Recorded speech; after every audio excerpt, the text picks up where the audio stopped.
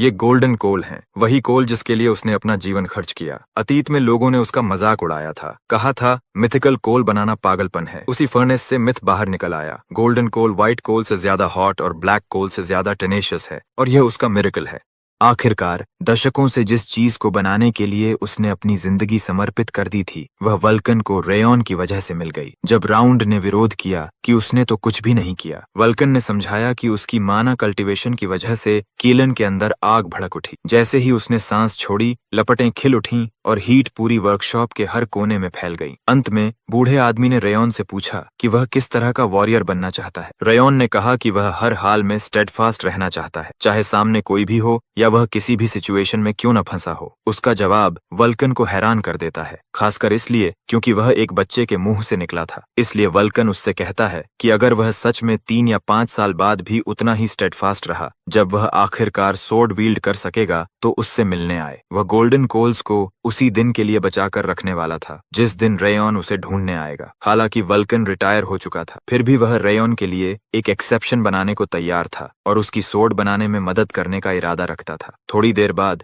Rayon kiln छोड़कर घर लौट जाता है और वल्कन उम्मीद करता है कि अगली मुलाकात तक उसकी मौत न हो। इसी दौरान लमेर को खुशी होती है कि रेयॉन ने आखिरकार अपनी ऑरा हासिल कर ली। तभी मास्टर सेगार्ट पीछे प्रकट होता है और लमेर उसे ताना मारते हुए कहता है कि रोज आकर अपने ग्रैंडसन की चिंता करने से अब उसे राहत मिली होगी। स्वाभाविक रूप से लॉर्ड सेगार्ट उसकी बातों को सिरे से नकार देता है। लमारे उसके इनकार को नजरअंदाज करता है और बताता है कि रेयॉन्स ऑरा का साइज और प्योरिटी कोई मामूली बात नहीं है। शायद ऐसा इसलिए हुआ क्योंकि उसने किलन की सारी हीट अब्सॉर्ब कर ली थी। इसके अलावा बच्चे ने अपनी नई ऑरा को तुरंत इस्तेमाल कर लिया, जो उसकी इनक्रेडिबल पोटेंशियल को दिखाता है। लॉर्ड ने एक और चीज नोटिस की थी। जिस योग को रेयॉन ने अपने गले में पहना हुआ था, उसने उसे पूरी तरह अपना बना लिया था। 5वें ट्रेनिंग ग्राउंड्स में रूनन अपने हाथों में चॉकलेट का एक बॉक्स लिए रेयॉन्स वापसी का धैर्य से इंतजार कर रही थी। उसी समय चारों तरफ अफवाहें फैल रही थीं कि रेयॉन 7 महीनों से ऑरा नहीं बना पाया और अब लेडी मार्टिया को टॉप टाइटल मिलना चाहिए, क्योंकि रेयॉन उतना इम्पोर्टेंट नहीं लग रहा जितना पहले था। रूनन को ये सारी बातें बिल्कुल पसंद नहीं आती और वह उसे मदद करने का एक तरीका सोचती है। उसे अपनी माँ की सलाह भी याद आती है, जिन लोगों की वह आभारी हो उनका एहसान लौटाना चाहिए। काफी इंतजार के बाद रेयॉन कई महीनों बाद ट्रेनिंग ग्राउंड लौटता है, अब भी रात से इस बात पर बहस करता हुआ कि वह उसे क्यों नहीं हरा पाया। उसकी हैरानी का ठिकाना नहीं रहता जब सबसे पहले उसकी मुलाकात रूनन से होती है, जो उसे ऑर्ब आइसक्रीम से भरा एक बॉक्स देती है। वह इस बात को लेकर चिंतित थी कि रेयॉन ऑरा कल्टीवेट नहीं कर पाया, इसलिए वह उसे हिम्मत रखने को कहती है। रेयॉन पिछली बार की आइसक्रीम के लिए उसका शुक्रिया अदा करता है। तभी रूनन को उससे आती एक रिफ्रेशिंग सेंट महसूस होती है, जो वह पहले भी नोटिस कर चुकी थी। अब वह सेंट ज्यादा स्ट्रॉन्ग और ज्यादा प्लेजेंट लगती है, लेकिन उसे इसकी वजह समझ नहीं आती। रेयॉन एक बार फिर आइसक्रीम के लिए धन्यवाद देता है और रात भी उसके इनक्रेडिबल टेस्ट से बेहद खुश हो जाता है। उसे तुरंत बाकी 2 आइसक्रीम्स खाने के लिए उकसाता है, लेकिन रेयॉन को यह सही नहीं लगता, क्योंकि वह मानता है कि रूनान उसे एक ऐसी स्नैक दे रही है जो उसके लिए काफी कीमती है। इसलिए वह रात को बच्चे जैसी हरकतें करने से डांटकर रोक देता है और ज्यादा लेने के बजाय वह बस बॉक्स बंद कर देता है। यह देखकर रूनन चौंक जाती है, क्योंकि उसे उम्मीद थी कि वह और लेगा। जब वह पूछती है कि क्या उसका मन ठीक हुआ, रेयॉन हाँ में जवाब देता है, जिससे वह शर्मा जाती है। उसका जवाब उसे बहुत खुशी देता है और वह खुश होकर वहां से चली जाती है। किन्शिन सोचता है कि वह कभी कभी कितनी मिस्टीरियस लगती है। मार्टा बदतमीजी से बीच में टोकती है और पूछती है कि उस दोस्त का क्या होगा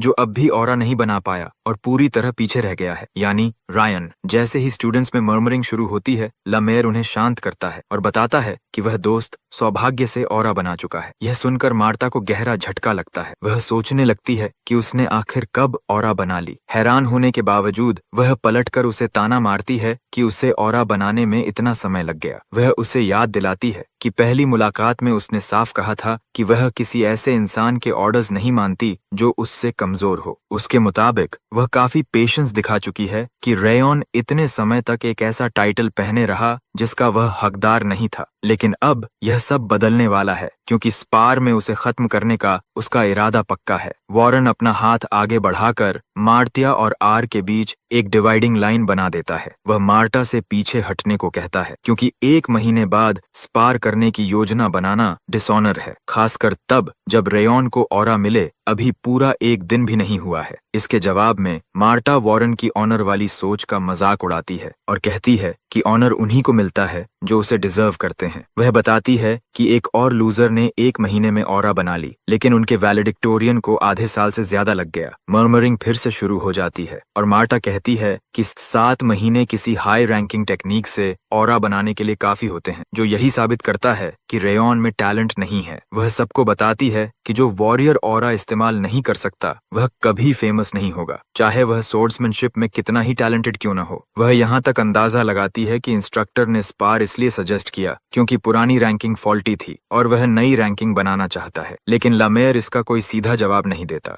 मार्टा के लिए रेयॉन काफी समय से टॉप ट्रेनी का टाइटल पकड़े बैठा था, जबकि उसकी स्किल उस लेवल की नहीं थी और अब उसके नीचे उतरने का समय आ गया था। बात को आगे बढ़ाते हुए वह कहती है कि स्पार का विनर टॉप ट्रेनी की पोजीशन ले सकता है, लेकिन रॉन उसकी बात ठुकरा देता है। रेयॉन कहता है कि बिना पैसे के गैम्बलिंग टेबल पर बैठना मुमकिन नहीं है, इसलिए जब वह बराबर की वैल्यू ऑफर नहीं कर रही तो वह अपनी पोजीशन दांव पर क्यों लगाए। हार मानने के बजाय मार्ता कहती है कि शायद उसे लगता है कि यहाँ मौजूद हर कोई उसके लेवल का है। तभी रायन उससे पूछता है कि क्या वह डर रही है। उसके शब्द उसे भड़का देते हैं और वह उसका खेल खेलने का फैसला करती है, क्योंकि यह आखिरी खेल होगा जो उसे खेलने को मिलेगा। उसे बेड पर लाने के लिए वह 9 ब्लॉसम्स पिल ऑफर करती है जो उसके पिता ने उसे दी थी। यह एक ऐसा एलिक्सर था जो फिजिक और ऑरा दोनों को बढ़ाता है। अगर रेयॉन जीतता है, उसकी ऑफर रेयॉन्स चेहरे पर मुस्कान ले आती है और वह व्राथ को याद दिलाता है कि उसने कहा था कि वह उसे मार्टा से कुछ हासिल करके कुछ ज्यादा एक्साइटिंग दिखाएगा। 1 महीने बाद स्पारिंग का समय आ जाता है और मार्टा खुश होती है कि आखिरकार वह एहसान चुका सकती है। उसने कभी किसी से मार नहीं खाई थी, न ही बैक एलीज में,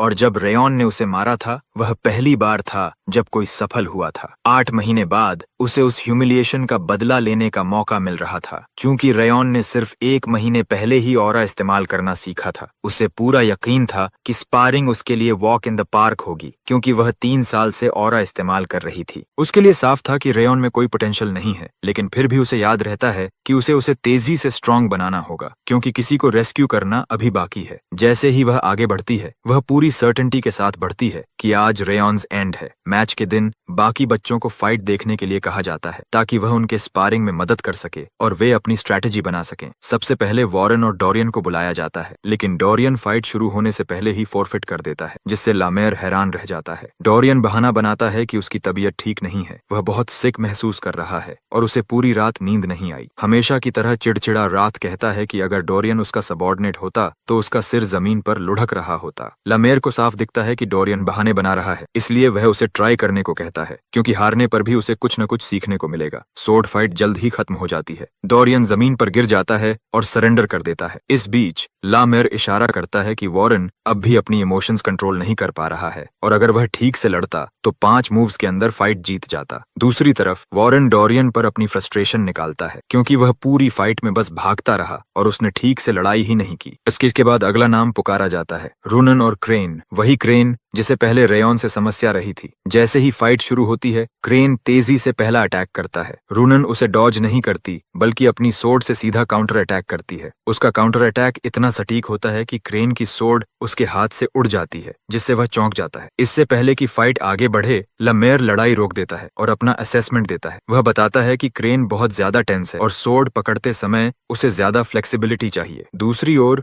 रूनन का काउंटर अटैक काफी अच्छा था, लेकिन उसने अपनी ऑरा को सोर्ड के आखिरी सिरे तक नहीं पहुंचने दिया। इसके बाद अगली जोड़ी को बुलाया जाता है और आखिरी जोड़ी होती है रेयॉन और मार्टा। मैदान में दोनों फाइटर्स उन्मादी अंदाज में सोर्ड्स टकराते हैं। एक कैलकुलेटेड अटैक में मार्टा अगला वार रेयॉन्स चेहरे पर करती है, जिसे वह आसानी से काउंटर अटैक से ब्लॉक कर देता है। ऑफेंस में खेलते हुए वह फिर से हमला करती है, लेकिन रेयॉन उसे फिर से काउंटर कर देता है, जिससे वह हैरान रह जाती है। उसकी एक काउंटर अटैक से लगभग हिट होने के बाद वह पीछे हटती है और मानती है कि उसे उम्मीद नहीं थी कि वह उसके हर ब्लो को काउंटर कर पाएगा, जिससे वह स्वीकार करती है कि उसमें सोर्ड्समैनशिप की कुछ स्किल है, लेकिन उसकी वीक ऑरा की वजह से अपनी ऑरा एक्टिवेट करती है और कहती है कि अब वह उसे उसकी जगह दिखाएगी। एक बार फिर किल के इरादे से वह हेड ऑन रेयॉन की तरफ लंजिंग करती है और इतनी नजदीक पहुंच जाती है कि एक आखिरी हिट से उसे नॉकआउट कर सके। उसका शरीर उसकी मूवमेंट्स देख चुका था, इसलिए वह हमेशा की तरह उस अटैक को तुरंत ब्लॉक कर लेता है, लेकिन इस बार अटैक की ताकत कुछ ज्यादा इंटेंस लगती है। जाती है क्योंकि वह लगातार उसके अटैक्स ब्लॉक करता रहता है। मार्टा उसे ताना मारती है और पूछती है कि वह कब तक ब्लॉक करता रहेगा, क्योंकि ऑरा इस्तेमाल करना सोर्ड्समैनशिप से भी ज्यादा इनेट टैलेंट मांगता है। जैसे जैसे बैटल और फियर्स होती जाती है, वह दोहराती है कि जो इंसान 7 महीने में अपनी छोटी सी ऑरा भी नहीं बना पाया, वह कभी वॉरियर नहीं बन सकता। जब वह उसे क्रश करने से पहले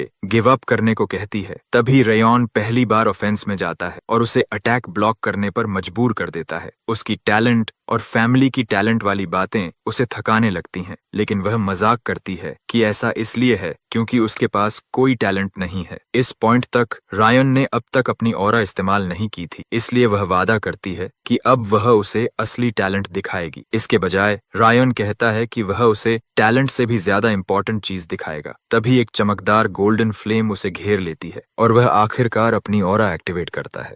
यह नजारा मार्टा को हक्का बक्का कर देता है क्योंकि रायन मिलियन फ्लेम आर्ट्स की फर्स्ट फ्लेम एक्टिवेट करता है। अभी भी स्टंड होकर वह सोचती है कि ये फ्लेम्स आखिर हैं क्या, और उसे एहसास होता है कि यह आग डेंजरस है क्योंकि यह ऑर्डिनरी नहीं लगती। यह फायर उसके लिए टेरिफाइंगली ब्यूटीफुल है, लेकिन साफ तौर पर मिस्टीरियस भी है। उसके माथे पर पसीना उभर आता है और वह अपनी सोर्ड और कसकर पकड़ लेती है, पीछे हटने को बिल्कुल तैयार नहीं। हालात गंभीर होते देख वह अपना ट्रम्प कार्ड इस्तेमाल करती है। Solid stone stands focal point. Focal point एक स्पेशल आर्ट है जो ऑरा को एक ही जगह पर कॉन्सेंट्रेट करता है, और रेयॉन समझ जाता है कि इतनी कम उम्र में इस स्किल का इस्तेमाल कर पाना वाकई इनक्रेडिबल टैलेंट दिखाता है। साफ है कि वह अपने अगले स्ट्राइक में सब कुछ झोंकने वाली है। अटैक से पहले मार्टा उसकी ताकत को मानती है, लेकिन साफ कहती है कि ऑरा होने के बावजूद वह उसके अगले अटैक को सह नहीं पाएगा। वह तुरंत उसकी ओर चार्ज करती है और सोर्ड स्विंग करती है, लेकिन रेयॉन जरा भी पीछे नहीं हटता। जब वह उससे कुछ इंचेस की दूरी पर होती है, वह उसकी सोर्ड से उस अटैक को ब्लॉक कर देता है। तभी एक एक्सप्लोसिव फोर्स निकलती है जो जमीन को चकनाचूर कर देती है और आसपास के स्टूडेंट्स हैरान रह जाते हैं। पूरा फील्ड धुएं से ढक जाता है और स्टूडेंट्स को कुछ भी दिखाई नहीं देता। जब धुआं छांटता है तो मार्टा टूटी हुई जमीन के बीच पड़ी दिखाई देती है। उसकी सोर्ड टूट चुकी होती है, जबकि रायन उसके ऊपर खड़ा होता है। बाकी स्टूडेंट्स के लिए यह बेहद शॉकिंग होता है कि रेयॉन ने लेडी मार्टा को हरा दिया। उसकी इस मिस्टीरियस ऑरा का अचानक इस्तेमाल उन्हें और भी समझ से बाहर लगता है। बेहोश होने के बावजूद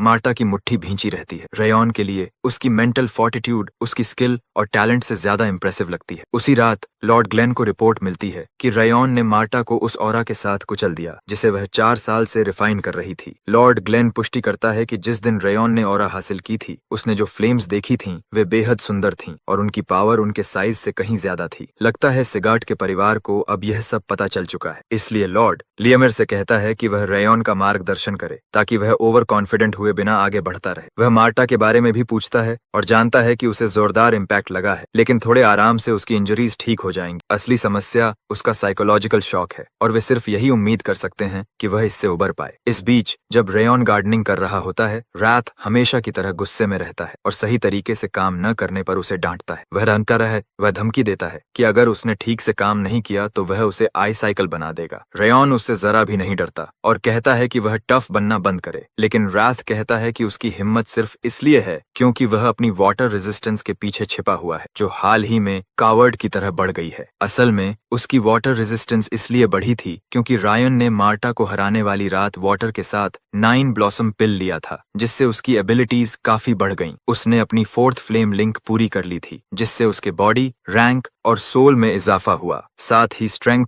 कॉन्स्टिट्यूशन और डेक्सटेरिटी भी बढ़े। उसकी पूर एथलेटिक एबिलिटी गायब हो गई, पूर माना एफिनिटी सुधर गई और वाटर रेजिस्टेंस बढ़ गई। सटीक तौर पर कहें तो उस पिल ने उसकी सारी मेहनत को सरफेस पर ला दिया था। बहुत कुछ बढ़ा था, लेकिन जो सबसे ज्यादा स्टैंड आउट करता था वह वाटर रेजिस्टेंस थी, जो 4 स्टार्स तक पहुंच गई थी। उसी की वजह से वह रात के ज्यादातर रेज को क्यूट टैंट्रम्स की तरह टाल पा रहा था। आज उसका आखिरी डे ऑफ था, इसलिए वह घर आया था फूलों की देखभाल करने और थोड़ा आराम करने के लिए। काम करते हुए भी रैथ उसे लगातार कोसता रहता है और मिट्टी को पतला करने का सही तरीका बताता रहता है। जब रात शिकायत करता है कि उसे स्पेड की बजाय हाथों से मिट्टी छांटनी चाहिए ताकि न्यूट्रिएंट रिच डर्ट फूलों तक पहुंचे, तो रेयॉन सोचने लगता है कि उसे ये सब इतना अच्छे से कैसे पता है। दरअसल डीमन वर्ल्ड में रात ने एक फ्लावर बेड को आइस फ्लावर से भर दिया था और दूसरे डीमंस ने उसकी तारीफ की थी और वह इस बात को बार बार दोहराना बंद नहीं करता।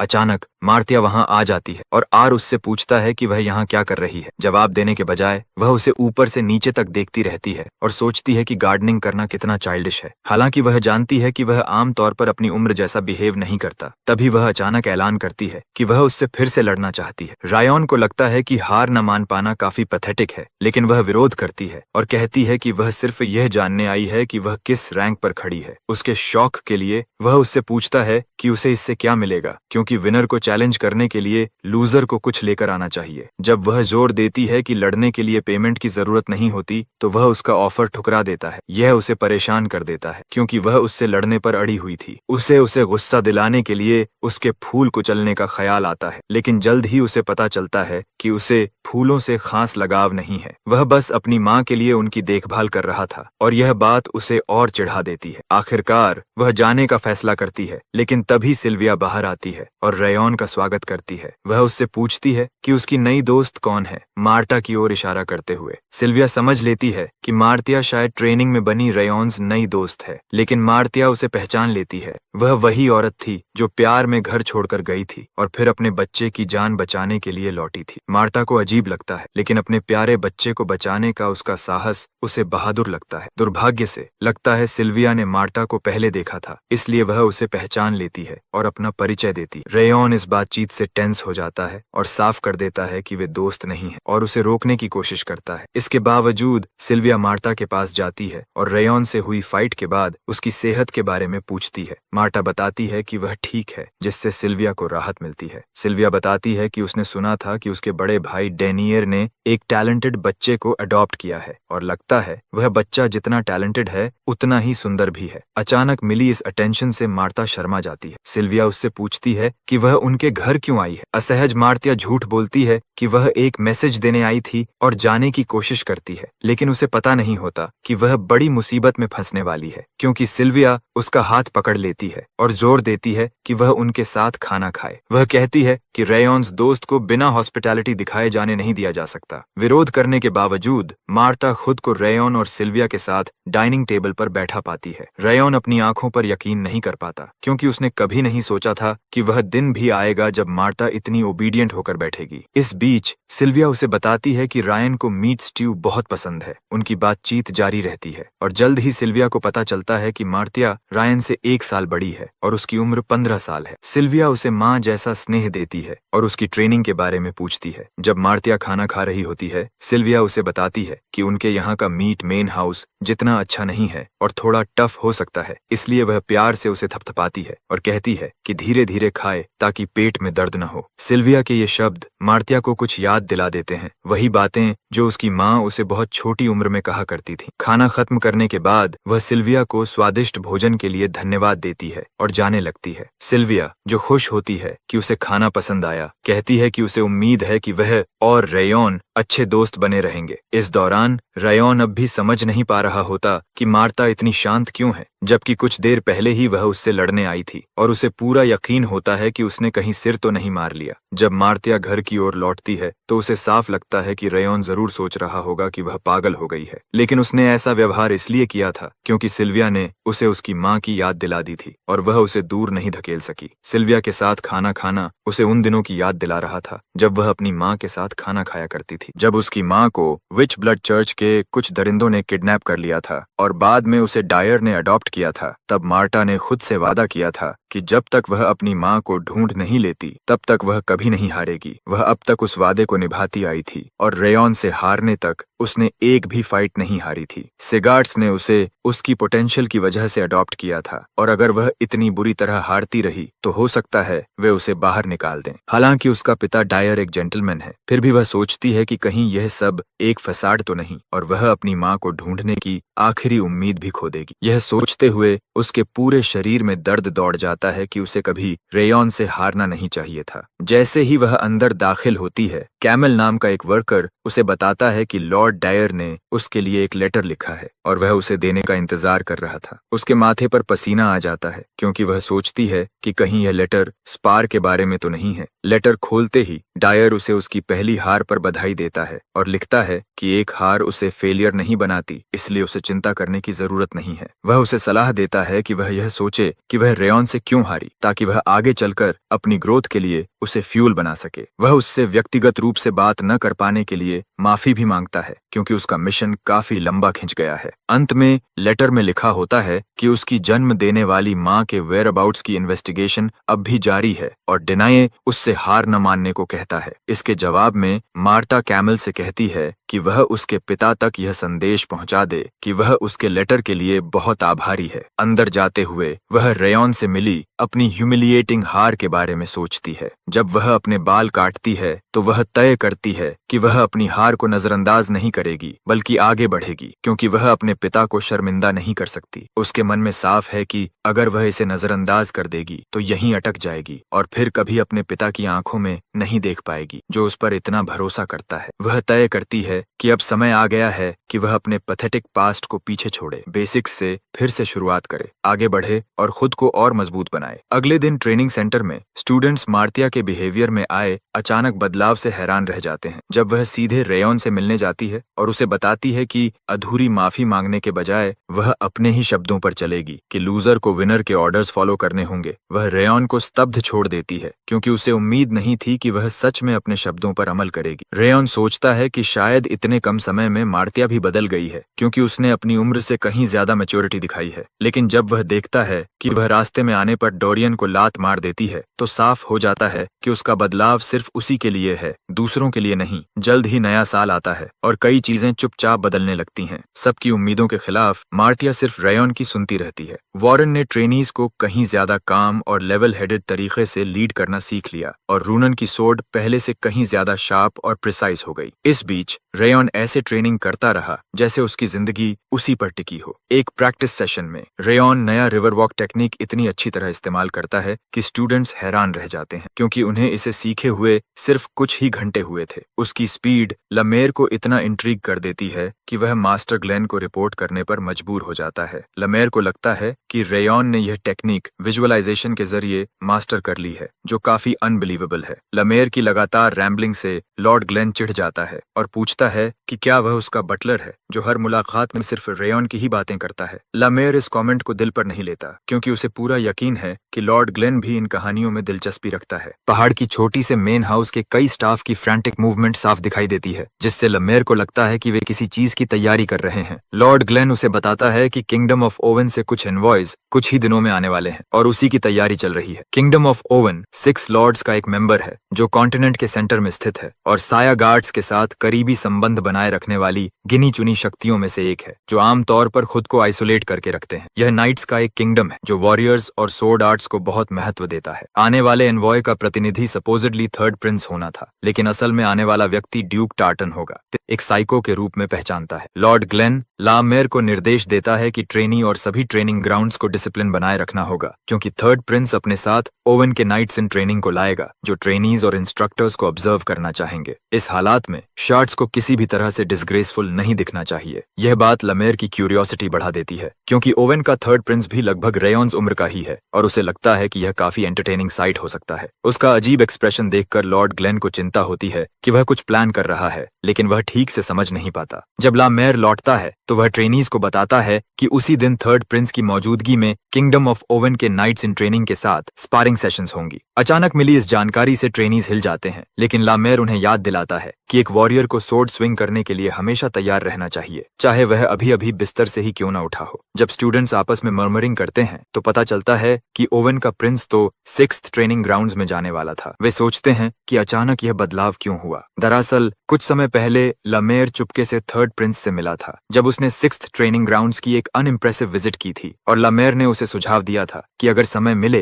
तो 5th ट्रेनिंग ग्राउंड्स आए, यह वादा करते हुए कि वह उसे असली ताकत दिखाएगा। साफ था कि लमारे ने जानबूझकर कंपटीशन की जानकारी उसी दिन दी थी। थोड़ी ही देर में प्रिंस ओवन और उसके नाइट्स इन ट्रेनिंग ग्राउंड में दाखिल होते हैं। Third Prince ग्रियर do oven trainees से अपना परिचय देता है। जब रेयॉन ग्रियर को देखता है तो उसकी उम्र के हिसाब से उसकी ताकत और सिर्फ एक नजर में महसूस होने वाली उसकी प्रेजेंस उसे हैरान कर देती है। लमेर, जो साफ तौर पर रेयॉन को ग्रियर के खिलाफ खड़ा करना चाहता है, उससे पूछता है कि क्या वह प्रिंस के साथ स्पार करने को तैयार है। इस बीच रेयॉन सोचता है कि प्रिंस के खिलाफ जाना रिवर वॉक टेक्निक और इग्निशन सोर्ड आर्ट्स के कोऑर्डिनेशन को टेस्ट करने का अच्छा तरीका होगा। वह तुरंत हाँ कह देता है, जिससे लमेर खुश हो जाता है और अपनी तरफ से लड़ने के इच्छुक 20 ट्रेनीज को भेज देता है। फाइट से पहले लमेर लड़कों को यह भी बताता है कि उसने अपनी पूरी सैलरी उनके जीतने पर बेट लगा दी है, इसलिए या तो वे जीतें या हारने पर मरने के लिए तैयार रहें। स्टूडेंट्स घबरा जाते हैं, लेकिन आखिरकार रेयॉन्स लीडरशिप में लड़ने के लिए इकट्ठा हो जाते हैं। फाइट शुरू होने से पहले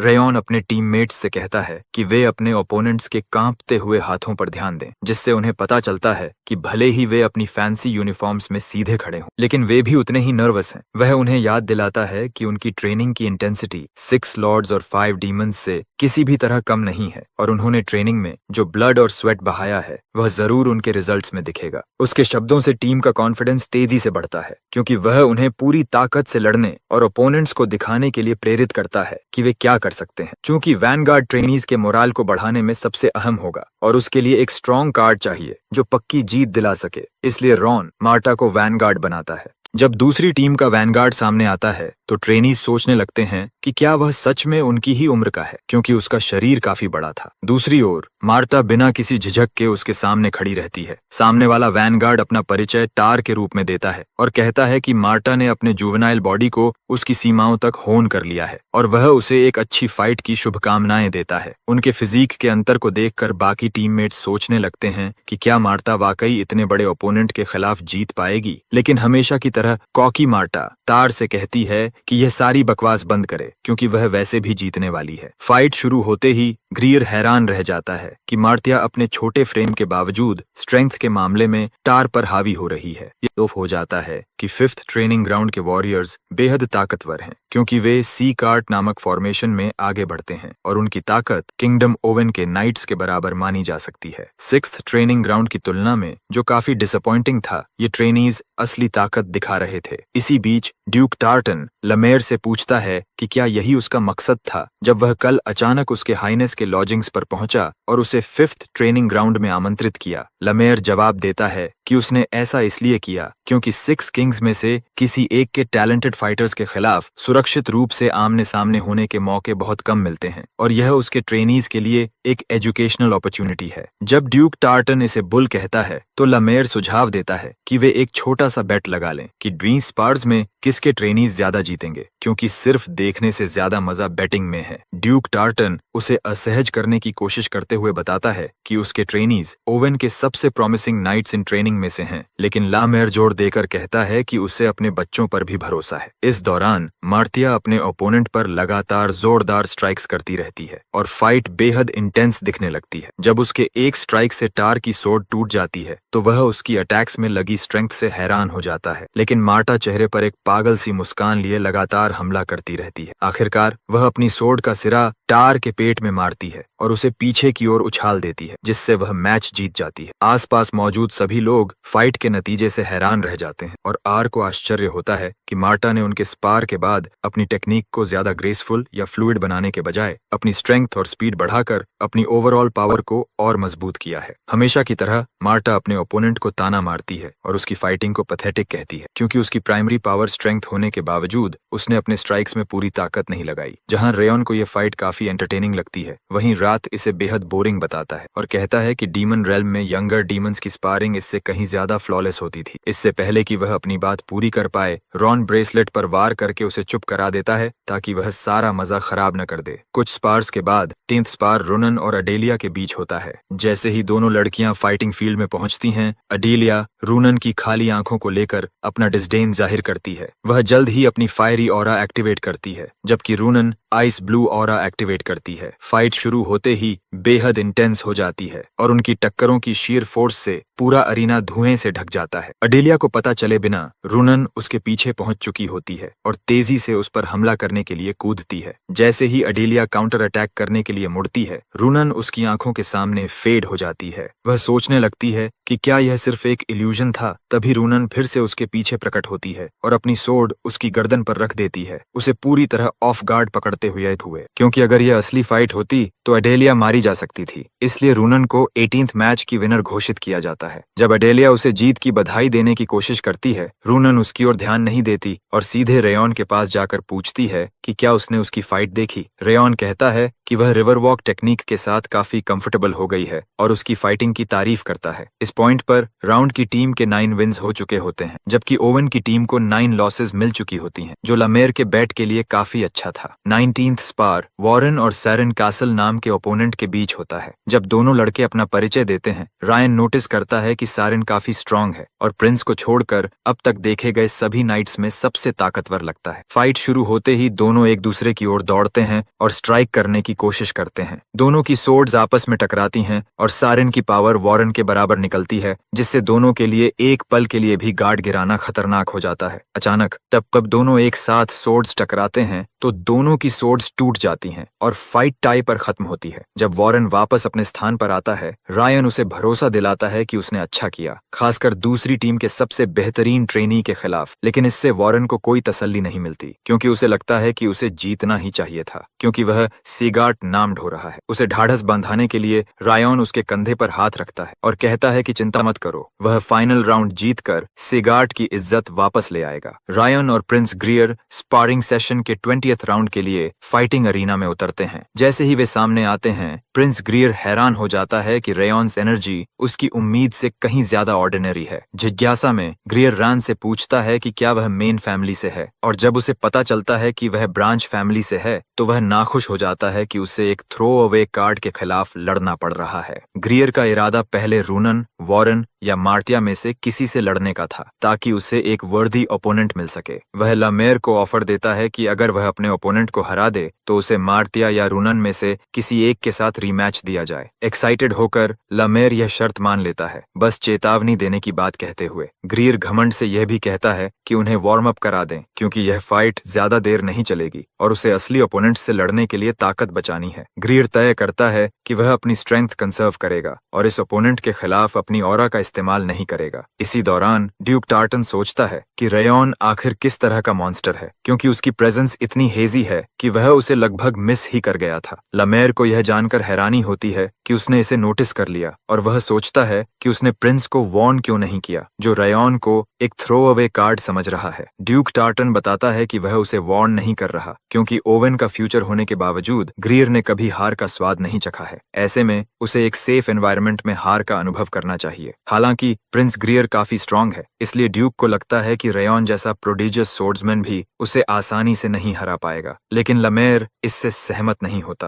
अपना मत तय करने के लिए लमेर एक और बैट का सुझाव देता है और ऐसा लगता है कि उसे गैम्बलिंग की लत लग गई है। बैट यह होता है कि रॉन प्रिंस ग्रियर को 5 मूव्स के अंदर खत्म कर देगा। इसी दौरान जब वे बैट पर चर्चा कर रहे होते हैं, रेयॉन अपनी ऑरा एक्टिवेट कर देता है, जिससे प्रिंस ग्रियर हक्का बक्का रह जाता है। यहाँ तक कि ड्यूक भी मुड़कर शॉक में देखता है। रेयॉन प्रिंस के पास से लाइटनिंग की तरह गुजरता है और उसके बगल में एक स्टैगरिंग ब्लो मारता है, जिससे वह जमीन पर गिर जाता है। सिर्फ कुछ ही सेकंड्स में फाइट खत्म हो जाती है और यह साफ हो जाता है कि 5 मूव्स पर बेट लगाने की कोई जरूरत ही नहीं थी। प्रिंस को अचानक एहसास होता है कि उसने रेयॉन को गलत आंका था और यही वजह थी कि वह आखिर में उतरा था, क्योंकि वही असली ताकत था। ड्यूक टार्टन को यकीन करना मुश्किल हो जाता है कि रेयॉन सिर्फ एक ट्रेनी है, क्योंकि उसने पहले ही अपने स्टेप्स और सोर्ड टेक्निक में मास्टरी हासिल कर ली है। तब अरेस रकान वहां से मुड़कर जाने लगता है। प्रिंस ग्रियर विरोध करता है कि वह अब भी खत्म नहीं हुआ है। जैसे ही लमेर समझाने की कोशिश करता है कि स्पार खत्म हो चुका है, ग्रियर जिद करता है कि उसने अपनी पूरी ताकत इस्तेमाल ही नहीं की थी और अगर उसे पता होता तो वह शुरू से ही ऑल इन चला जाता। जब वह बोल ही रहा होता है, मार्टिया उसे एफिंग लूजर कहती है, क्योंकि वह अपनी हार मानने के बजाय रो रहा है। वह जोड़ती है कि वह उसे किसी और लूजर की याद दिलाता है, वॉरेन की ओर इशारा करते हुए। जब प्रिंस ग्रियर उसे वैनगार्ड के रूप में लड़ने वाली वॉरियर के तौर पर पहचानता है तो वह कहती है कि वह कड़वा बोलने से खुद को रोक नहीं सकती और अगर वह गालियां सुनने के लिए तैयार नहीं है तो अपना सामान समेट कर निकल जाए। उसकी बातों से आइडेलिया सहेलियां भड़क जाती है और पूछती है कि उसमें रॉयल्टी से इस तरह बात करने की क्या ऑडेसिटी है, लेकिन मार्ता साफ कह देती है कि वह मेन फैमिली की मेंबर है और उसके पास उसके खिलाफ कुछ भी नहीं है। लमेर जल्दी से सबको शांत करता है और रेयॉन से पूछता है कि क्या वह रीमैच करना चाहता है। रेयॉन जवाब देता है कि फाइट का आउटकम तय हो चुका है, खासकर जब उस पर वेजर लगा हो और लड़ाई जारी रखने का कोई मतलब नहीं है। अचानक प्रिंस ग्रीर अपनी हार स्वीकार कर लेता है, खासकर इसलिए क्योंकि वह रेयॉन्स एबिलिटी को पहचानने में नाकाम रहा और मैच शुरू होने से पहले ही उसे डिसमिस कर बैठा। ग्रीर कहता है कि उसे अपने व्यवहार पर शर्म आती है और वह अपनी सोर्ड जमीन पर पटक देता है, रेयॉन से एक बार फिर फाइट करने की गुहार लगाते हुए, क्योंकि अगर वह ऐसे ही चला गया तो उसे जिंदगी भर पछताना पड़ेगा। कुछ और देर तक विनती करने के बाद रायन उसके विनम्र रवैये से चकित रह जाता है, क्योंकि उसने उसे सिर्फ एक घमंडी प्रिंस समझा था। इसलिए वह एक बार फिर लड़ने के उसके प्रस्ताव को स्वीकार कर लेता है। वे दोबारा फाइट के लिए तैयार होते हैं और ग्रीर को साफ एहसास हो जाता है कि पिछली हार की वजह यह थी कि वह अपने सामने खड़े शक्तिशाली ओपोनेंट को पहचान नहीं पाया था। इस बार वह पूरी तरह ऑल इन जाने का फैसला करता है और ऑरा का एक अजीब आउटबर्स्ट छोड़ देता है। यह आउटबर्स्ट आर को भी चौंका देता है, यहाँ तक कि मार्टा भी हैरान रह जाती है, क्योंकि उसे पहले अंदाजा नहीं था कि ग्रीर के पास इतना पोटेंशियल है। ड्यूक टार्टन के प्रिंस को वह स्टांस इस्तेमाल करने से रोकने के विरोध के बावजूद ग्रीर आगे बढ़ता है, क्योंकि वह अपनी पूरी ताकत के साथ लड़ना चाहता है। उसी पल रात आकर रेयॉन को ताना मारता है कि वह यह नहीं पहचान पाया कि उसका ओपोनेंट अपनी ताकत छुपाए बैठा था। इस बीच रॉन बिल्कुल शांत रहता है, उसे पूरा भरोसा होता है कि वह अब भी जीत सकता है। जब रात इसे बुल कहता है तो दोनों के बीच एक वेजर तय होता है। अगर रेयॉन थर्ड प्रिंस को हरा देता है, जिसकी ऑरा अब कहीं ज्यादा मजबूत और फिजिक ज्यादा विकसित है, तो उसे प्लेज के 4 पॉइंट्स मिलेंगे, लेकिन अगर वह हारता है तो उसे रात की रेज के 10 पॉइंट्स झेलने होंगे। जल्द ही स्पारिंग शुरू होती है और प्रिंस ग्रीर पहला अटैक करने के लिए आगे बढ़ता है। यह हमला इतना फियर्स होता है कि दोनों फाइटर्स की सोर्ड्स और ऑराज उन्मादी टक्कर में टकराती हैं। उस टक्कर से हुआ एक्सप्लोजन इतना जबरदस्त होता है कि देखने वालों की नजर पूरी तरह ढंक जाती है। फाइट जोरदार तरीके से जारी रहती है और प्रिंस को एहसास होता है कि पूरी ताकत से लड़ने के बावजूद रेयॉन जरा भी पीछे नहीं हट रहा।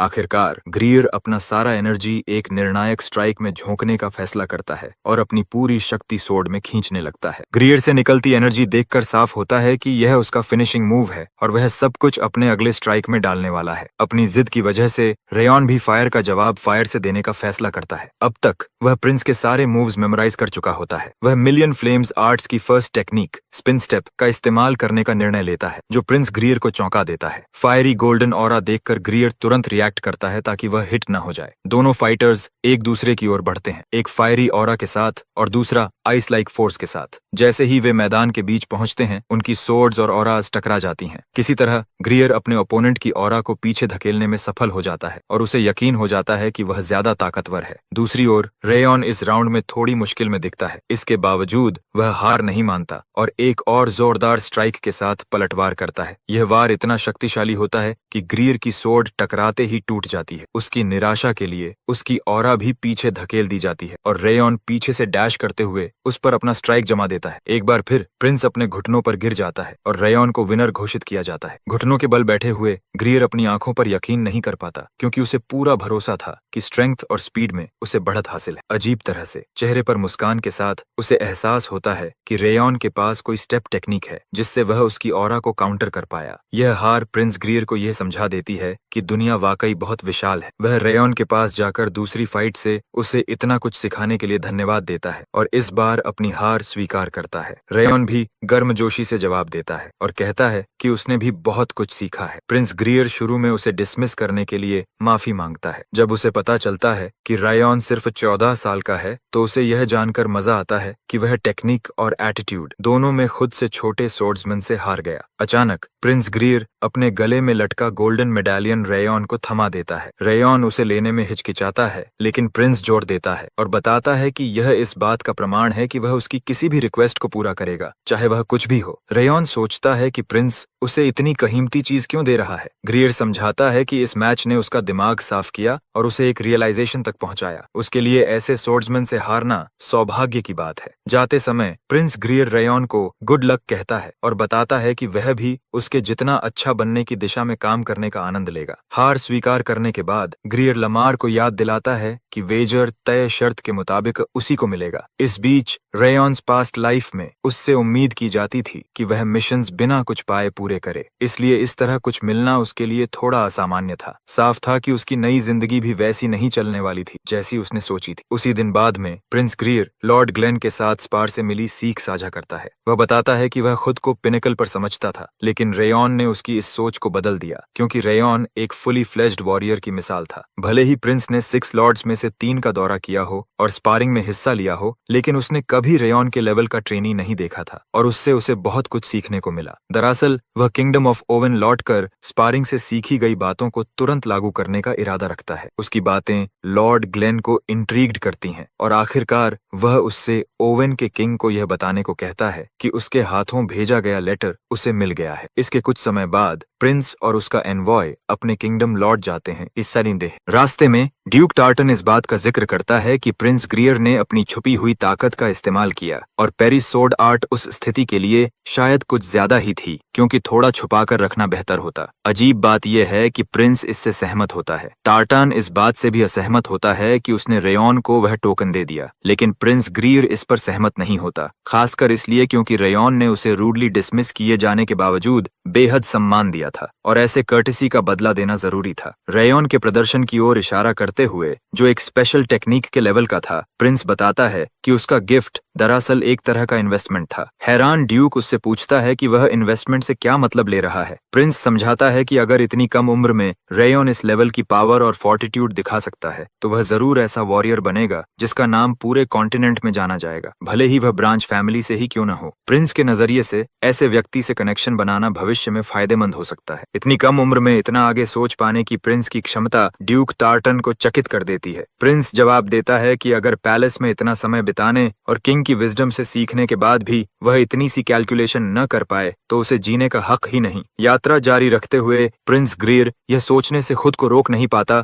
कि अगली मुलाकात तक रेयॉन कितना आगे बढ़ चुका होगा। इसी बीच मेन बिल्डिंग में लॉर्ड ग्लेन का बटलर लेयॉन टिप्पणी करता है कि लगता है लॉर्ड इस बात से खुश है कि किसी दूसरे नेशन के प्रिंस ने उसके ग्रैंडसन को एक्नॉलेज किया, लेकिन मास्टर उसे डांट देता है और कहता है कि वह बेकार की बातें कर रहा है। लेयॉन उसके चेहरे पर आई उस वार्म स्माइल की ओर इशारा करता है जो बहुत समय बाद दिखाई दी थी और प्रिंस ग्रियर द्वारा मास्टर रेयॉन्स नाम लेने के बाद उभरी थी। फिर भी लॉर्ड कहता है कि लेयॉन बूढ़ा हो गया है और गलत देख रहा है। उसका जवाब लेयॉन को हंसा देता है और वह आगे टटोलने से बचने के लिए बातचीत को ड्यूक टार्टन द्वारा लाए गए मैसेज की ओर मोड़ देता है। बताया जाता है कि प्रिंस ग्रियर द्वारा दिए गए लेटर के अलावा Duke tartan northern Lord of destruction के लिए एक अर्जेंट मैसेज भी पहले लाया था। यह मैसेज सीधे हिज रॉयल हाइनेस लक्रॉस एल्बर्ट डू Owen second, king of Owen और 6 लॉर्ड्स में से सोर्ड किंग ऑफ साइलेंस की ओर से आया था। लॉर्ड लाक्रा का संदेश यह था कि 5 अम्ब्रे ने अपनी चाल चलनी शुरू कर दी है। कुछ समय बाद 5th ट्रेनिंग ग्राउंड्स में ट्रेनीज को किंगडम ऑफ ओवन के नाइट्स के साथ हुए पिछले स्पार में अच्छा प्रदर्शन करने के लिए सराहा जाता है। उनकी सफलता को देखते हुए लमेर तय करता है कि वे अब रेडी हैं और ऐलान करता है कि अगले हफ्ते वे एक स्पेशल ट्रेनिंग करेंगे। स्टूडेंट्स यह जानने के लिए उत्सुक हो जाते हैं कि यह स्पेशल ट्रेनिंग क्या होगी, लेकिन लामेर पहले ही बता देता है कि यह इतनी आसान नहीं होगी कि इसे सिर्फ ट्रेनिंग कहा जाए, क्योंकि वे फील्ड में उतरने वाले हैं। बताया जाता है कि इस फील्ड ट्रेनिंग में उन्हें खून देखना पड़ेगा। वे सीगार्ड की सदर्न टेरिटरी से थोड़ा आगे एक bandit stronghold snow tiger point में जाएंगे। ये बैंडेट्स नॉर्थ साउथ अलायंस से सेमी एसोसिएटेड हैं और माउंटेन पास से वसूले जाने वाले छोटे टोल पर गुजारा करते हैं, लेकिन हाल ही में उनका व्यवहार काफी ज्यादा ओवरबेयरिंग हो गया है। मर्चेंट्स से सामान लूटे जाने और कैजुअलिटीज की रिपोर्ट्स लगातार बढ़ रही हैं। जब स्टूडेंट्स रिपोर्ट सुनते हैं तो वे मान लेते हैं कि उनका मिशन इलाके से ब्रिगेंड्स को साफ करना होगा, लेकिन जल्दी ही उन्हें पता चलता है कि उनका मिशन इससे कहीं ज्यादा इंटेंस है। उन्हें बताया जाता है कि बैंडिट्स ने अपने हाइडआउट के दक्षिण में स्थित एक विलेज पर हमला किया, वहां मौजूद सभी लोगों का मैसेकर कर दिया, पूरे गांव को आग लगा दी और भाग निकले। इसी वजह से उनका नया मिशन स्नो टाइगर बैंडिट्स को ट्रैक करना और उन्हें पूरी तरह अनाइलेट करना है ताकि वे कंप्लेसेंट न बन सकें। लमेर यह भी जोड़ता बताता है कि वे बैंडिट्स होने के बावजूद ऑरा यूजर्स के रूप में काफी मशहूर हैं। लमार उन्हें तैयारी करने को कहता है क्योंकि वे अगले ही दिन निकलने वाले हैं। उस शाम रूनन सोर्ड से कुछ प्रैक्टिस करती है। उसका इरादा था कि निकलने से पहले अपने फॉर्म को थोड़ा रिफाइन कर ले, लेकिन यह वैसा नहीं हो पा रहा था जैसा वह चाहती थी। उसे रेयॉन्स स्टैब याद आता है, स्मूथ और रिलैक्स्ड, लेकिन वह कितनी भी कोशिश करे उसे रेप्लिकेट नहीं कर पा रही थी। जब उसे याद आता है कि रॉन अभी भी ट्रेनिंग रूम में व्यस्त होगा तो उसके मन में आता है कि वह जाकर उससे पूछ सकती है, लेकिन जाने के बजाय वह उसे परेशान न करने का फैसला करती है और अकेले ही कोशिश करती रहती है। कुछ समय तक प्रैक्टिस करने के बाद उसकी मूवमेंट्स थोड़ी स्मूथ हो जाती हैं, इसलिए वह वहीं रुक जाती है। घर जाने से पहले वह रेयॉन को बाय कहने का सोचती है क्योंकि उसे पूरा यकीन होता है कि वह अब भी प्रैक्टिस कर रहा होगा। तभी उसे याद आता है कि उसकी माँ ने कहा था कि इस हफ्ते उसे जल्दी घर आना है क्योंकि और भी आइसक्रीम तैयार होगी। इसलिए वह जल्दी घर जाने और अगले दिन रॉन से अपने सवाल पूछने का फैसला करती है। घर लौटते समय कोई पीछे से उसके पास आता है। रूनन उस व्यक्ति को देखकर चौंक जाती है जिसे वह सिरिया कहती है, और इतने लंबे समय बाद उसे देखकर वह बिल्कुल भी खुश नहीं दिखती। उस आदमी का नाम सिरिया स्लीजॉर्न ऑफ द वैसल हाउस है। वह उसके खट्टे एक्सप्रेशन को नोटिस करता है और मजाक में पूछता है कि इतने समय बाद अपने बड़े भाई को देखने पर वह इतनी सावर क्यों लग रही है, क्या उसने उसकी फीलिंग्स हर्ट कर दी हैं? जब वह दोहराता है कि उसे उसका यह एक्सप्रेशन पसंद नहीं है तो रूनन कांपने लगती है। आखिरकार वह उसकी शानदार स्ट्रेंथ की बात करता है, उसकी उम्मीद से कहीं तेज निकली थी, और यह भी इशारा करता है कि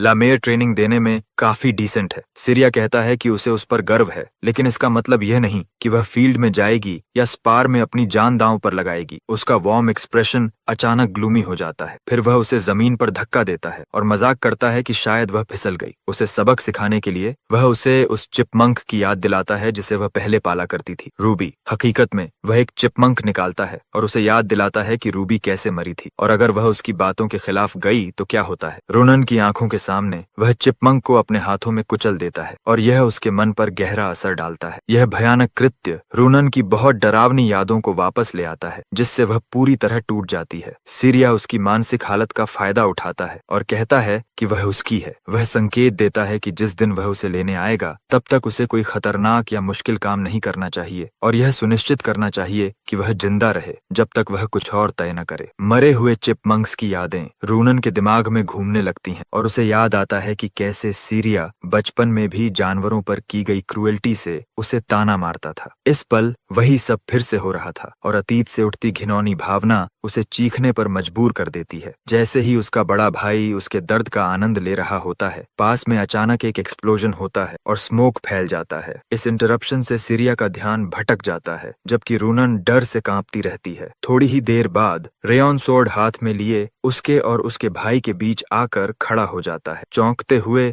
रॉन सिरिया से पूछता है कि वह आखिर है कौन। सिरिया बिना घबराए कहता है कि अचानक प्रकट होकर किसी का नाम पूछने से पहले अपना परिचय देना ज्यादा शालीनता होती है। स्पष्ट रूप से रॉन मानता है कि एली में किसी को रोकने वाले इंसान को ऐसा अधिकार नहीं मिलना चाहिए और वह समझता है कि वह कोई थीफ या मगर हो सकता है। ये बातें सिरिया को चिढ़ा देती हैं। वह कुछ पल ट्विच करता है और बताता है कि वह न तो रॉबर है और न ही कोई स्ट्रेंजर, बल्कि रूनन का बड़ा भाई है। हालात को लेकर अनिश्चित रायन रूनन की ओर देखता है, लेकिन वह अब भी कांप रही होती है और उसे यह बात सही नहीं लगती कि सिरिया सच में उसका बड़ा भाई हो सकता है। दूसरी ओर सिरिया दावा करता है कि उसने सिर्फ एक छोटा सा मजाक किया था क्योंकि इतने समय बाद उसे देखकर वह खुश हो गया था और इसी वजह से वह ऐसे रिएक्ट कर गई बता है। उसे यह नहीं पता होता कि रॉन ने उसके हाथों में चिपमंक को कुचलने की बीमार हरकत देख ली थी जिसे वह मजाक कह रहा था। सिरिया कहता है कि वह तो सिर्फ एक टॉय था। अपनी बात साबित करने के लिए वह अपने साफ हाथ दिखाता है और कहता है कि उन पर कोई खून नहीं है, लेकिन रेयॉन समझ जाता है कि उसने अपनी ऑरा से फ्लैश और ब्लड को जला दिया था। सिरिया बताता है कि वह एक लॉन्ग टर्म असाइनमेंट पर जा रहा है और कुछ समय तक वापस नहीं आएगा। जाते समय वह रूनन के लिए जमीन पर एक डिजर्ट रख देता है। वह यह टिप्पणी करता है कि रूनन ने एक बहुत अच्छा दोस्त बना लिया है और उम्मीद करता है कि उनकी फ्रेंडशिप लंबे समय तक चले। अपने प्रैंक के लिए माफी मांगने के बाद वह चला जाता है और कहता है कि वह बाद में मिलेगा। इस बीच रेयॉन उसे अपनी पास्ट लाइफ से पहचान लेता है। स्लियोरिन फैमिली का सोर्ड्समैनशिप प्रोडिजी और उन 12 टाइटन्स में से एक, जिन्हें कॉन्टिनेंट की अगली जनरेशन का पिनेकल माना जाता है। वह स्पीयर एंड सोर्ड के नाम से मशहूर है। रेयॉन्स पास्ट लाइफ में उसने सिर्फ उसका नाम सुना था, लेकिन अब उससे मिलकर उसे एहसास होता है कि वह एक साइको है जो बेनेवोलेंट हीरो का अभिनय करता है। यह अनुभव उसे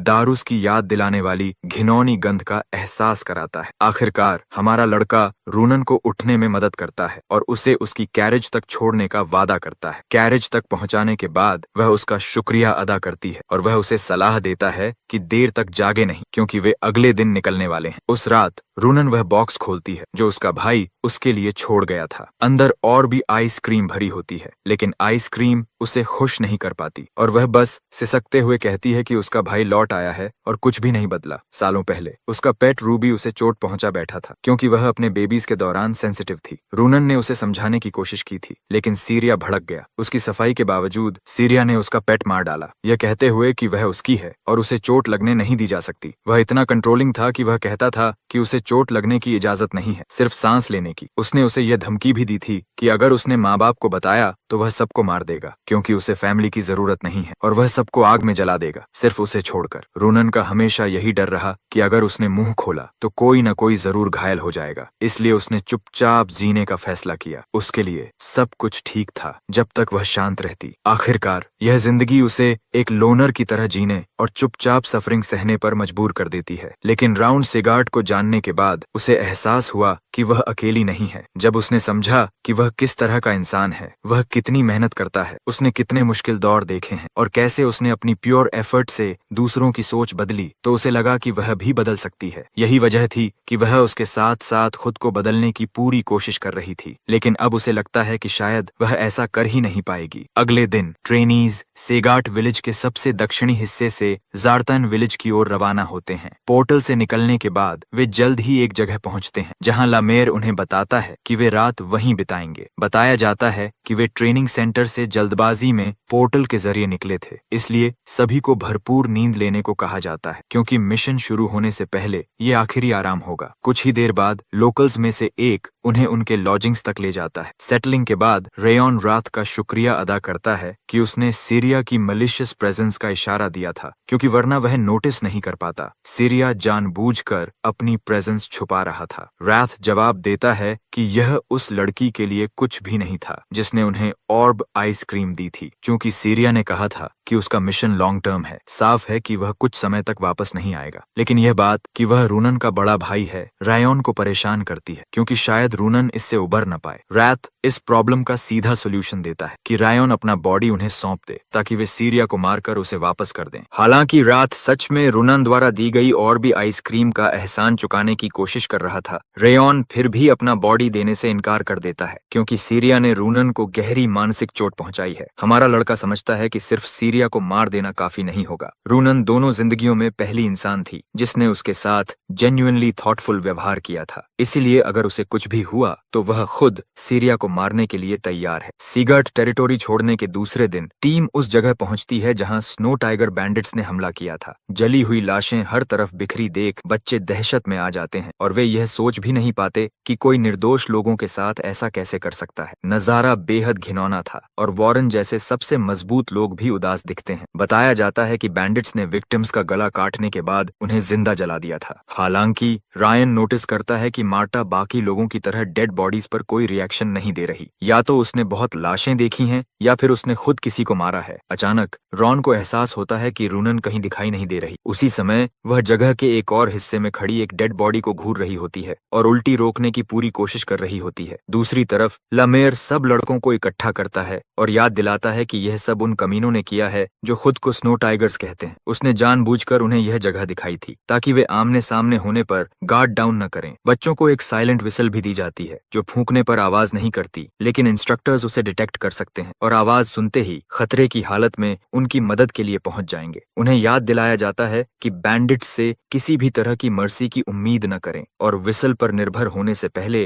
अपनी पूरी कोशिश करें। लीमियर जब यह ऐलान करता है कि मौका मिलते ही बिना हिचक बैंडिट्स के सिर उतार लेने हैं तो रूनान कांप जाती है। रेयॉन को ग्रुप्स बनाने की जिम्मेदारी दी जाती है। वह मार्तिया को ग्रुप ए का इंचार्ज बनाता है, वॉरेन को ग्रुप बी का, और हर ग्रुप में लगभग 3 या 4 लोग रखे जाते हैं। इसी बीच रूनान के दिमाग में उसके भाई की बातें गूंजती रहती हैं कि वह उसी की है और उसे कोई खतरनाक काम नहीं करना चाहिए या चोट नहीं खानी चाहिए। उसका हमेशा से यही थ्रेट रहा है कि जो भी उसे चोट पहुंचाने की हिम्मत करेगा वह उसके हाथों मरेगा। इस मिशन पर जाने का उसका फैसला उसे भीतर से तोड़ने लगता है। रेयॉन उसे उसकी गहरी सोच से बाहर निकालने आता है ताकि वे साथ ग्रुप बना सकें और वह हिचकिचाते हुए मान जाती है। रेयॉन माउंट लूटन की चोटी की ओर बढ़ने पर विचार करता है क्योंकि वहां से नीचे का इलाका साफ दिखता है और रिट्रीट या हाइड करना आसान होता है। बैंडिट्स के छिपने के लिए एक आइडियल जगह, लेकिन वह जानता है कि वे वहां नहीं होंगे क्योंकि इतना ऑब्वियस स्थान उन्होंने नहीं चुना होगा, खासकर तब जब उन्हें बड़े पैमाने पर हंट किया जा रहा हो। इसी सोच के साथ उसके पीछे की हिल्स बचती हैं। वह फॉरेस्ट्स की ओर जाने के बजाय उसी जगह को चुनता है जहां वह और रूनन जाएंगे।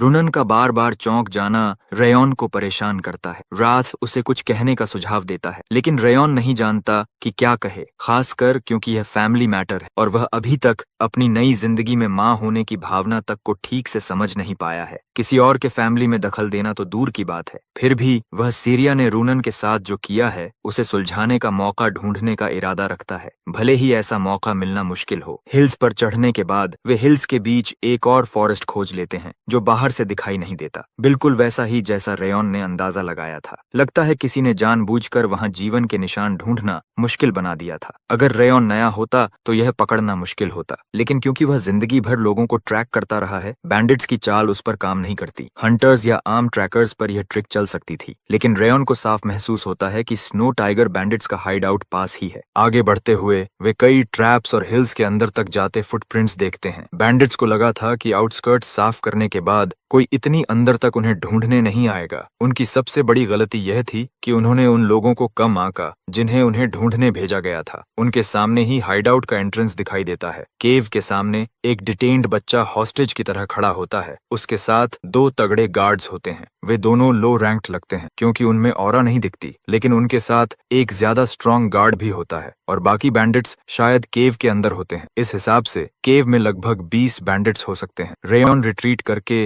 विसल बजाने का सोचता है ताकि रीग्रुप करके सरप्राइज अटैक किया जा सके, लेकिन हॉस्टेज बच्चा बेहद खराब हालत में लगता है और हाइपोथर्मिया से मरने वाला दिखता है। साफ है कि वह रीइंफोर्समेंट्स आने तक नहीं टिकेगा। इसलिए रेयॉन तय करता है कि हॉस्टेज को बचाना और सामने के गार्ड्स को चुपचाप निपटाना ही सबसे सही रास्ता है। जब रूनन हिचकिचाती है, रॉन उसे फोकस करने की कोशिश करता है और भरोसा दिलाता है कि वे बच्चे को बचा सकते हैं, लेकिन उसे उसकी मदद चाहिए। प्लान ये होता है कि सिग्नल मिलते ही वह माना से एरिया को साइलेंस करे और बाकी काम वह खुद संभालेगा। रूनन अब भी उलझी हुई लगती है, यह सोचते हुए कि क्या वह सच में बदल सकती है, लेकिन फिर भी वह कोशिश करने का फैसला करती है। वे इंतजार करते हैं जब तक गार्ड्स थक कर डिस्ट्रैक्टेड न हो जाएं। फिर रेयॉन सिग्नल देता है और रूनन आगे बढ़कर माना से एरिया को साइलेंस कर देती है। गार्ड्स उसे देखकर उलझन में पड़ जाते हैं कि वह कौन है। रूनन अपनी ऑरा डिस्पर्शन इस्तेमाल करती है और आसपास की हर आवाज को दबा देती है। गार्ड्स को एहसास होता है कि उनकी आवाज दूर तक नहीं जा रही और वे सोचने लगते हैं कि कोई ऑरा यूजर हाइडआउट में क्या ढूंढ रहा है। मौका मिलते ही रेयॉन आगे बढ़कर सामने के 2 गार्ड्स पर टूट पड़ता है, इससे पहले कि स्किल्ड सोर्ड्समैन रिएक्ट कर सके। एक ही स्ट्राइक में वह दोनों को मार देता है और आगे बढ़ जाता है, लेकिन एक चीज वह ध्यान में नहीं रखता, रूनन अब भी गोर का दृश्य सहन नहीं कर पाती। गार्ड्स की हत्या उसे उन यादों में ले जाती है जब उसका भाई बचपन में उसके पेट्स को बेरहमी से मार देता था। डर के मारे वह चीख पड़ती है और साउंड बैरियर टूट जाता है। हालात बिगड़ जाते हैं क्योंकि साउंड बैरियर टूट चुका होता है। रूनन डर से जमी रहती है और वे डिस्कवर होने वाले होते हैं। एक पल में सोर्ड्समैन रूनन के सिर पर वार करता है क्योंकि वह उसे कमजोर समझता है और रेयॉन अकेला पड़ जाता है। इससे पहले कि वह रूनन तक पहुंच सके, रॉन उस आदमी तक पहुंच जाता है और उसे जमीन पर गिरा देता है। वह धमकी देता है कि हर बार बिना पूछे बोलने पर उसकी उसकी एक हड्डी तोड़ देगा और उससे सवालों के जवाब मांगता है। तभी रेयॉन नोटिस करता है कि साउंड बैरियर फिर से खड़ा हो चुका है। वह रूनन की ओर देखता है जो अब भी डर से कांप रही होती है। फिर भी वह गर्व महसूस करता है कि वह क्रिपलिंग फियर के बावजूद मिशन पर टिकी रही। जब रूनन छोटे लड़के को छुड़ाती है, रेयॉन पुष्टि करता है कि वे सच में स्नो टाइगर बैंडिट्स हैं। उसे पता चलता है कि उनकी संख्या लगभग 39 है और कुछ और फॉरेस्ट में फैले हुए हैं। जैसा उसने शक किया था, उसे यह भी पता चलता है कि केव के अंदर एक और हॉस्टेज हॉकरेट है। बचाया गया बच्चा बताता है कि केव में दूसरा हॉस्टेज उसकी छोटी बहन है और वह उसे बचाने की गुहार लगाता है। करुणा से भरकर रूनन उसे वादा करती है कि वे उसकी बहन को बचाएंगे, लेकिन रॉन को यह वादा समझदारी भरा नहीं लगता क्योंकि वे साफ तौर पर आउटनंबर्ड हैं। जब रूनन बैकअप बुलाने का सुझाव देती है, रेयॉन सहमत हो जाता है और वह साइलेंट विसल बजा देती है। लामेर की बात सही साबित होती है। विसल इतनी साइलेंट होती है कि रेयॉन भी उसे सुन नहीं पाता, लेकिन दिक्कत यह होती है कि केव के अंदर किसी ने आवाज डिटेक्ट कर ली और बाकियों को अलर्ट कर दिया कि परस्यूअर्स आ चुके हैं। रेयॉन हैरान होता है कि इतनी दूर अंदर कोई आवाज पकड़ सका जब वह पास में होकर भी नहीं सुन पाया। थोड़ी देर बाद कई आर्म्ड मैन केव से बाहर आते हैं और हैरान होते हैं कि इतने छोटे बच्चे इतनी दूर क्या ढूंढ रहे हैं। अटैक रोकने के लिए हमारा लड़का उस आदमी को हॉस्टेज बना लेता है जिससे वह सवाल कर रहा था। आवाज पकड़ने वाले लोग जो उनके लीडर लगते हैं, रायॉन से पूछते हैं कि उसने साइलेंट विसल से किसे बुलाया है। रायॉन जवाब नहीं देता बल्कि हॉस्टेज एक्सचेंज की मांग करता है। वह बदले में केव के अंदर बंद छोटी लड़की को मांगता है, लेकिन बैंडिट लीडर हंसता है और कहता है कि उसे उनके पास मौजूद आदमी की परवाह नहीं है क्योंकि उसकी कोई कीमत नहीं, अनलाइक उनके पास मौजूद हॉस्टेज। वह धमकी देता है कि अगर उसने सोर्ड नीचे नहीं रखी तो छोटी लड़की का सिर जमीन पर होगा। हालात ऐसे बन जाते हैं कि बच्चे कोने में फंस जाते हैं। जब रेयॉन समझ जाता है कि वे उसके साथ खेल रहे हैं, वह रूनन से मुड़ जाने को कहता है ताकि वह जो करने वाला है उसे न देखे और सिर्फ उसके सिग्नल पर ही हिले। अचानक रेयॉन अपने हाथ में पकड़े आदमी का गला काट देता है और उसका खून उनके चेहरों पर बिखर जाता है। आदमी इस अचानक हुए मोड़ की उम्मीद नहीं करते। जवाब देने से पहले ही रेयॉन अपनी सोर्ड उनके ऊपर से फेंकता है और सीधे उस आदमी की ओर भेज देता है जो छोटी लड़की को पकड़े हुए था। सोर्ड उसकी छाती को भेद देती है। उसी पल हमारा लड़का रूनान को सिग्नल देता है कि वह अपनी ऑरा से स्नो मिस्ट एक्टिवेट करे। रूनान तुरंत मिस्ट बनाती है और बर्फ जैसी धुंध पूरे इलाके को ढक लेती है, जिससे सबकी नजरें धुंधली हो जाती हैं। जब आदमी धुंध के बीच इधर उधर भागकर देखने की कोशिश करते हैं, रायन तेजी से छोटी लड़की को ढूंढता है और उसे सुरक्षित जगह ले जाता है। थोड़ी देर बाद जब मिस्ट छोंटती है तो बैंडिट्स को एहसास होता है कि बच्चे और छोटी लड़की गायब हो चुके हैं। बैंडिट्स बौखला जाते हैं। छोटी लड़की को ढूंढने के लिए जान से मारने के इरादे से हर तरफ तलाश शुरू कर देते हैं। इसी दौरान पहाड़ी के एक और हिस्से में रेयॉन और रूनन बच्चों को सुरक्षित जगह ले जाते हैं। ठंड की वजह से बच्चे जल्द ही बेहोश हो जाते हैं, जिससे भागना और मुश्किल हो जाता है। इसके अलावा अगर वे यहाँ से चले गए तो इस बात की पूरी संभावना थी कि बैंडिट्स दूसरी किसी बस्ती पर हमला कर देंगे। इसलिए रेयॉन तय करता है कि उन्हें यहीं निपटाना बेहतर होगा। वह रूनन से कहता है कि वह पीछे रहकर बच्चों की रक्षा करे, लेकिन रूनन की नजर उसके हाथ पर बहते खून पर पड़ जाती है। हमेशा की तरह वह माचो बनते हुए कहता है कि वह तुरंत लौट आएगा, लेकिन तभी कोई उसका कपड़ा पकड़ लेता है। यह रूनन होती है जो गिड़गिड़ाते हुए कहती है कि वह न जाए क्योंकि घायल होकर लड़ना खतरनाक है। वह विनती करती है कि वे इंस्ट्रक्टर्स का इंतजार करें जो विसल सुनकर रास्ते में ही होंगे। रेयॉन समझ जाता है कि वह डरी हुई है। वह उसके डर को समझता है, लेकिन समझाता है कि इतना डर जाना और कुछ न कर पाना उससे भी बदतर है। वह उसे याद दिलाता है कि उन कमीनों ने कितना भयानक अपराध किया है और वे गांव के हर शिकार के, उन लोगों के भी जिन्होंने आखिरी दम तक अपने घर और अपनों की रक्षा की, सबके कर्जदार हैं। वह यह भी याद दिलाता है कि अभी भी कुछ लोग जिंदा हैं, उन्हें बचाना है। आखिरकार वह उसके भाई से जुड़े उसके ट्रॉमा पर बात करने का मौका ढूंढ लेता है, यह मानते हुए कि उसे ठीक नहीं पता कि उसके भाई ने उसके साथ क्या किया। वह समझाता है कि जितना ज्यादा वह उससे डरेगी उतना ही यह डर बढ़ेगा और अगर वह भागती रही तो यह डर उसे जिंदगी भर घसीटता रहेगा। वह शांति से सुनती रहती है जब वह उसे समझाता है कि सिर्फ वही खुद को और जिन्हें वह प्यार करती है उन्हें बचा सकती है। रेयॉन उसे बताता है कि अब वह किस दिशा में जाएगी यह उसके अपने हाथों में है और वह उसके हाथ में अपनी कोट से निकाली हुई एक चीज थमा देता है। जब वह उसे बैंडिट हाइडआउट की ओर जाते हुए देखती है तो उसकी आंखों में आंसू भर आते हैं। वह उसके कहे शब्दों के बारे में सोचती है। वह सच में बदलना चाहती है और इस डर की गिरफ्त से निकलना चाहती है। वह अपने अतीत में और उलझे रहना नहीं चाहती और जो उसके लिए कीमती है उसकी रक्षा करना चाहती है। वह मान लेती है कि वह अब इस अंधेरे में और नहीं रह सकती। आंसुओं के बीच वह अपने हाथ में पकड़ी चीज को देखती है। वह टॉय चिपमंक होता है, ने उसे दिया था। वह उसे आगे बढ़कर रोशनी की ओर कदम रखने की ताकत देता है। कुछ ही देर बाद केव के अंदर एक मैसेकर शुरू हो जाता है, जब रेयॉन बैंडिट्स को ऐसे काटता है जैसे प्याज। उनका बॉस बाकियों को आदेश देता है कि जल्दी से उसका सिर लाओ, लेकिन वह उन्हें इतनी तेजी से मार रहा होता है कि वे समझ ही नहीं पाते कि एक छोटा सा ब्रैट इतना नुकसान कैसे कर सकता है। जब एक एम्बिशियस आदमी पीछे से रेयॉन पर झपटता है, वह तुरंत डॉज कर लेता है, लेकिन अफरा तफरी का फायदा उठाकर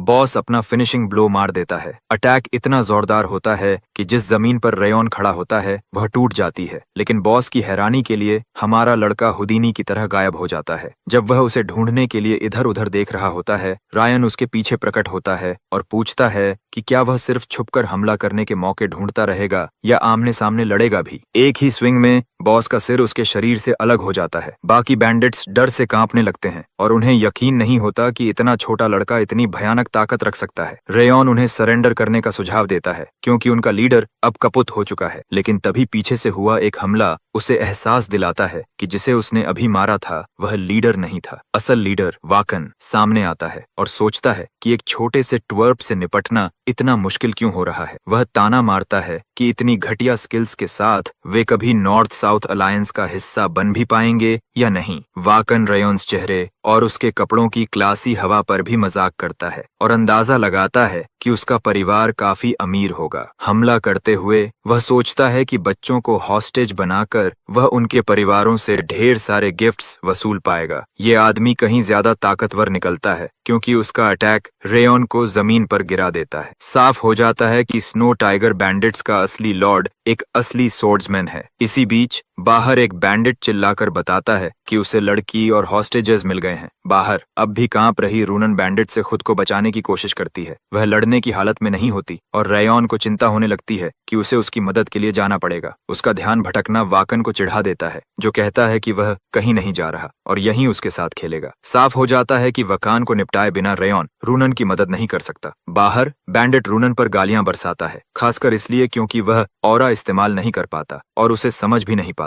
वह उसका अपमान करते हुए कहता है कि साफ है कि उसने कभी किसी को नहीं मारा। वह उसे धमकाने लगता है कि हॉस्टेजेस सौंप दे और नाटक बंद करे। आदमी अपने थ्रेट में गंभीर होता है और खून बहाने के लिए उसकी ओर दौड़ता है। रूनन समझ जाती है कि बच्चों को बचाने के लिए उसे सामने वाले दुश्मन से लड़ना ही होगा। सौभाग्य से वह कोई मुश्किल ओपोनेंट नहीं होता, इसलिए वह खुद को भरोसा दिलाती है कि वह उसे काट सकती है। जब वह रेयॉन्स बातों को याद करती है, लड़ाई की गर्मी में उसके बड़े भाई की छवि अचानक सामने आ जाती है और उसे फिर से जकड़ लेती है। भाई की याद उसके मन में घुस जाती है। वह जानती है कि उसे इससे बाहर निकलना होगा, लेकिन उस दिन का डर उसे छोड़ता नहीं। यह याद उसे शक में डाल देती है कि क्या वह सच में रेयॉन जैसी बन सकती है और अपने कीमती लोगों की रक्षा कर सकती है, खासकर जब वह ऐसी स्थिति में अपनी सोर्ड ठीक से चला भी नहीं पा रही। तेज डर उसे जकड़ लेता है और वह सोचती है कि जिसने कभी किसी की रक्षा नहीं की वह कुछ कैसे कर पाएगी। तभी उसका नाम लेकर एक जोरदार आवाज उसे होश में खींच लाती है। वह कंधे के ऊपर से देखती है और रेयॉन को वकान से लड़ते हुए देखती है। वह उसकी ओर देखता है और भरोसा दिलाता है कि वह उन्हें बचा सकती है। उसके शब्दों से उसकी आंखों से फिर आंसू बहने लगते हैं और उसके मन का अंधेरा अचानक रेयॉन्स भरोसे भरी आवाज से रोशन हो जाता है। यह सब एक पल में होता है। वह आत्मविश्वास से वापस अपने अटैकर की ओर मुड़ती है, जो उसे